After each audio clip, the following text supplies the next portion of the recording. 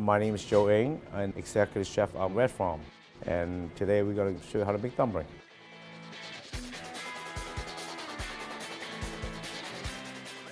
I like to mix it up with different kind of dumpling in the same basket or different flavor of a dumpling. So we have a dough with flour, water, salt. First, you use the center of your hand, pushing down.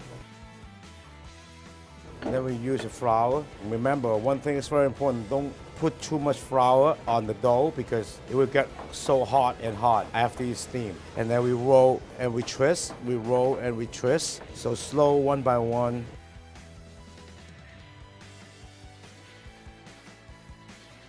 Any filling you could use for making this kind of dumpling. You could use vegetarian, you could use beef, chicken. We're gonna put filling on the center, as always. Any kind of dumpling, any kind. Do not put the filling, the area outside. They won't close.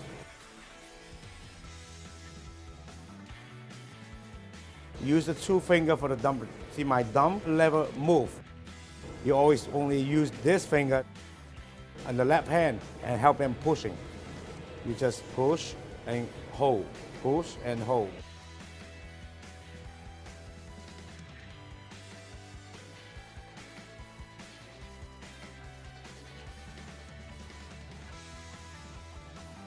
Garnish on the top.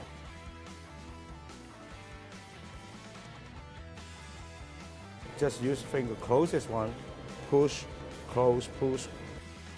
This one you just holding from beginning to the end. This for the little fish. That's very easy to make. Close this one and make like the little triangle here. In the back you go like to make a tail. And then you twist a little two hole for their eyeball. And then we use alamami, two little sesame.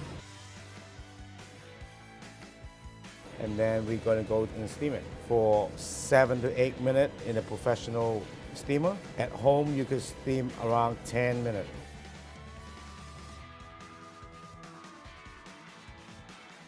In general, when you steam that and you take it out, you rest for like 30 seconds and you put it in a hot pan with oil, medium, until they golden brown.